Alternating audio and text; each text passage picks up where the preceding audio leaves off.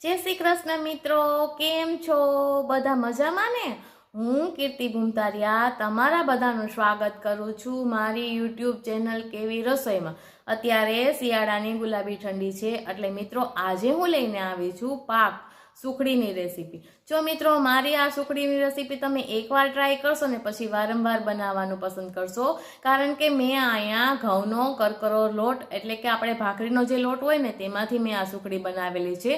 તો ચાલો આપણે બનાવવાનું જોઈ લઈએ પાક સુખડી। હેલો ફ્રેન્ડ્સ, આજે હું લઈને આવી છું સુખડી એટલે કે પાકની રેસીપી। આવી શિયાળાની ઠંડીમાં જો આવી કંઈક હેલ્ધી રેસીપી મળી જાય ને તો પછી ખાવાની મોજ પડી જાય। એમાં જો આવી સુખડી મળી જાય ને એટલે પછી ખાવાની બધાને મોજ પડી જાય। અને બાળકોને તમે લંચ બોક્સમાં પણ આપી શકો છો અને નાના મોટા બધા ખાઈ શકે એવી આ સુખડી એટલે કે પાકની રેસીપી છે। તો ચાલો આપણે બનાવવાનું જોઈ લઈએ સુખડી। તો મિત્રો સૌ પ્રથમ આપણે સુખડી પાક બનાવવા માટે મેં અહીંયા એક થાળી એટલે ગ્રામમાં જોઈએ ને તો જે 250 ગ્રામ જેટલો મેં ઘઉંનો કરકરો લોટ આપણે ભાખરી જે બનાવતા હોય ને તે લોટ મેં અહીંયા લઈ લીધો છે। હવે મેં આ રીતની એક કડાઈ લઈ લીધી છે અને તેનામાં મેં આવી રીતના ચાયણી મૂકી દીધી છે। તો તમે જુઓ, હવે આપણે આ જે થાળી ઘઉંનો કરકરો લોટ લીધો હતો ને તે હવે આપણે ચાયણીમાં ઉમેરી લેવાનો છે અને આપણે એને ચારી લેવાનો છે, જેથી કરીને તેમાં રહેલો બધો કચરો દૂર થઈ જાય। તો તમે જુઓ, હું અહીંયા થોડો થોડો લોટ ઉમેરતી જઈશ અને આ રીતે હું બધો લોટ ચારી લઈશ।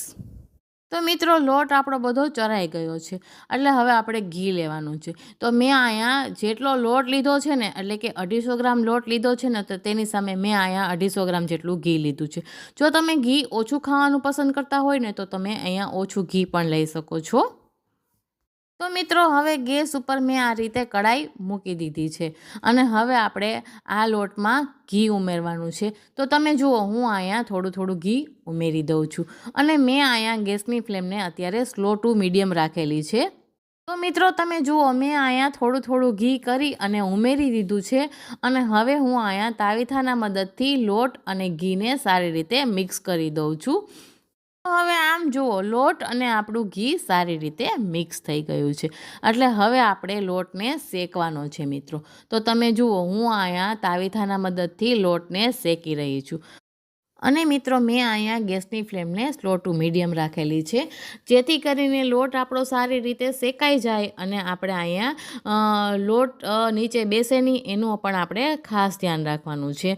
અને આપણે લોટને ત્યાં સુધી શેકવાનો છે કે લોટમાં ગોલ્ડન કલર ન આવે ને ત્યાં સુધી। હવે તમે જુઓ, હું અહીંયા થોડું થોડું ઘી ઉમેરતી જઈશ અને લોટને સારી રીતે શેકી લઈશ। તો મિત્રો લોટ આપણો ધીમે તાપે શેકાય ને એટલે આપણી સુખડી ખાવામાં ખૂબ જ ટેસ્ટી બને છે।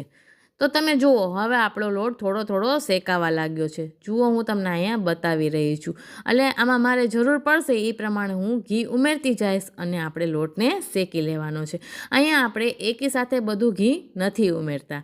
તો હવે તમે જુઓ, આપણો લોટ સારી રીતે શેકાવા આવ્યો છે। જુઓ, અહીંયા આપણું ઘી બધું માઇલ્ડ થઈ ગયું છે। જુઓ, હું તમને નજીકથી બતાવી રહી છું કે જુઓ, થોડો થોડો ગોલ્ડન કલર પણ આવી ગયો છે મિત્રો। જુઓ, આશરે મારે 10 મિનિટ જેટલો સમય લાગી ગયો છે। અત્યારે આ લોટ આપણો થોડો થોડો શેકાવા આવ્યો છે, તમે જોઈ શકો છો। તો મિત્રો તમે જોઈ શકો છો કે લોટ આપણો શેકાઈ ગયો છે અને ગોલ્ડન કલર આવી ગયો છે। તો બસ હવે આપણે ગેસની ફ્લેમને બંધ કરી દેવાની છે અને કડાઈને નીચે લઈ લેવાની છે। અને હવે તમે આ બાજુ જુઓ, મેં અહીંયા એક થાળી ગોળ લીધો છે। ગ્રામમાં જોઈએ ને તો આશરે 250 ગ્રામ જેટલો મેં ગોળ લીધો છે। તો મિત્રો કડાઈ આપણી નીચે લઈ લેવાની છે અને ત્યાર પછી જ આપણે ગોળને ઉમેરવાનો છે, જેથી કરીને ગોળ આપણો ખેંચાય નહીં અને આપણો સુખડી પાક કડક ન થાય મિત્રો। તો મિત્રો હવે જુઓ, આપણે જેટલો ગોળ લીધો હતો ને તે હવે આપણે આ લોટમાં ઉમેરી દેવાનો છે અને હવે આપણે ગોળને સારી રીતે મિક્સ કરી લેવાનો છે। હું અહીંયા એકેય પ્રકારના તામઝામ નથી કરતી। મેં અહીંયા એકેય ડ્રાયફ્રૂટ નથી લીધા, નથી ગુંદ લીધો કે નથી મેં એલચી પાવડર લીધો। મેં આને પ્લેન જ રાખેલો છે, જેથી કરીને આનો ટેસ્ટ ખૂબ જ સરસ આવે છે મિત્રો। જો તમને ડ્રાયફ્રૂટ અને એલચી પાવડર પસંદ આવતો હોય તો મિત્રો તમે આ સ્ટેજ ઉપર તમે ઉમેરી શકો છો। તો તમે જુઓ, હવે ગોળ આપણો સારી રીતે માઇલ્ડ થઈ ગયો છે। તો મિત્રો તમે જોઈ શકો છો કે તૈયાર થઈ ગયો છે આપણો સુખડી પાક. એટલે હવે મેં આ પાકને એક પ્લેટમાં લઈ લીધો છે અને હવે હું એને તાવેથાના મદદથી ઢાળી દઉં છું. તો તમે જુઓ, આ આપણે બધી બાજુએથી આવી રીતે તાવેથાના મદદથી ઢાળી દેવાનો છે. તો તમે જુઓ, આપણો પાક હવે સરસ રીતે બધી બાજુએ ઢળાઈ ગયો છે. એટલે હવે એને આપણે ઠંડો પાડવા રાખવાનો છે. એટલે મેં અહીંયા 5 મિનિટ જેટલો સમય ઠંડો પાડવા રાખી દીધો છે. તો હવે આપણો પાક ઠંડો થઈ ગયો છે મિત્રો. એટલે હવે આપણે છરીની મદદથી એને શેપ આપવાના છે. એટલે હું અહીંયા ચોરસ શેપ આપું છું. તમે મનપસંદ શેપ આપી શકો છો. તો મિત્રો તમને મારી રેસીપી કેવી લાગે છે? જો તમને મારી રેસીપી પસંદ આવતી હોય ને તો તમે મને કોમેન્ટમાં જરૂરથી જણાવજો. તો તમે હવે જુઓ, આપણો સુખડી પાક સરસ રીતે શેપ અપાઈ ગયો છે. એટલે હવે હું એને સર્વિંગ પ્લેટમાં લઈ લઉં છું. મિત્રો હવે હું સુખડી પાકને સર્વિંગ પ્લેટમાં લઈ લઉં છું. ત્યાં સુધી જો તમે મારી ચેનલને સબસ્ક્રાઈબ ન કર્યું હોય ને તો તમે સબસ્ક્રાઈબ કરી દેજો. અને જો મારા વિડીયો પસંદ આવતા હોય તો મને પ્યારી એવી કોમેન્ટ પણ કરજો. તો મિત્રો તમે જોઈ શકો છો કે મેં અહીંયા સુખડી પાકને સર્વિંગ પ્લેટમાં લઈ લીધો છે. તો તૈયાર થઈ ગયો છે આપણો સુખડી પાક. તો મિત્રો તમે પણ આ રીતે એકવાર જરૂરથી ટ્રાય કરજો અને મને કોમેન્ટમાં જણાવજો કે તમને કેવી લાગી મારી રેસીપી. જો રેસીપી પસંદ આવી હોય તો ચેનલને લાઈક કરજો, શેર કરજો, સબસ્ક્રાઈબ કરીને બેલ આઇકન જરૂરથી દબાવજો. ફરી મળીશું નવા વિડીયો સાથે, નવી રેસીપી સાથે. ત્યાં સુધી આવજો. જય શ્રી કૃષ્ણ. Bye bye.